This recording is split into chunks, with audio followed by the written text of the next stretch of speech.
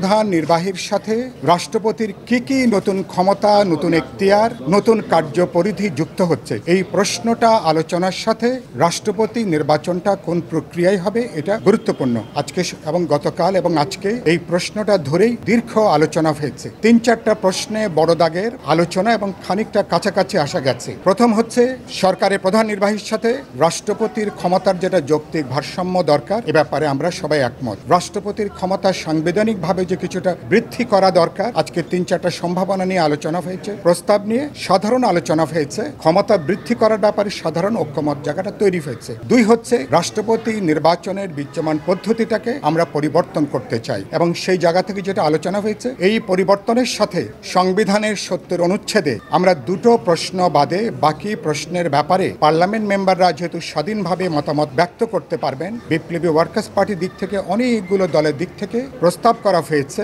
যে তাহলে আমাদের পার্লামেন্টের নিম্ন কক্ষ এবং উচ্চ কক্ষের ব্যাপারেও সাধারণ একটা ঐক্যমত আছে, পার্লামেন্টে আরেকটা আপার হাউস তৈরি করা। যদিও ব্যাপারে এখনো চূড়ান্ত সিদ্ধান্ত হয়নি, সাধারণ একটা মতৈক্যের জায়গা তৈরি হয়েছে এবং তাহলে নিম্ন কক্ষ উচ্চ কক্ষ মিলে নিম্ন কক্ষের ৪০০, সাধারণ ৩০০ আসন, নারী আসনের ১০০ মিলে ৪০০ আর উচ্চ কক্ষের ১০০ আসন, ৫০০ জনকে নিয়ে একটা ইলেকটোরাল কলেজ সেক্ষেত্রে হতে পারে। এই ইলেকটোরাল কলেজের সদস্যরা রাষ্ট্রপতির প্রশ্নে গোপন ব্যালটে তারা রাষ্ট্রপতি নির্বাচন করবার সুযোগ আছে। এটা নিয়ে মোটামুটি একটা আলোচনা ঐক্যমতের প্রায় কাছাকাছি জায়গাটা এটা আমরা আসছি। আজকে দুপুর পর্যন্ত এটা বলা যেতে পারে। আমরা বিপ্লবী ওয়ার্কার্স পার্টির দিক থেকে আরো কিছু দল আমরা প্রস্তাব করেছি, যদি এটাকে আমরা আরেকটু বর্ধিত করতে চাই তাহলে আমরা জেলা পরিষদ, সিটি কর্পোরেশন নির্বাচন, সিটি কর্পোরেশন যে পরিষদ সেখানেও একটা ইলেকটোরাল কলেজ হিসেবে ধরে ইলেকটোরাল কলেজটাকে আরেকটু এক্সটেন্ড করা, এটাকে বিস্তৃত করা যেতে পারে। এগুলো আলোচনার ভিতরে আছে।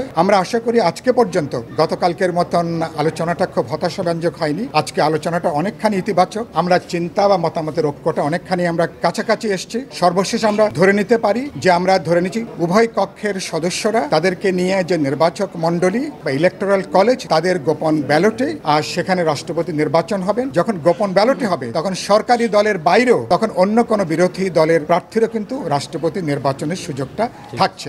এইটুকু আলোচনা হয়েছে।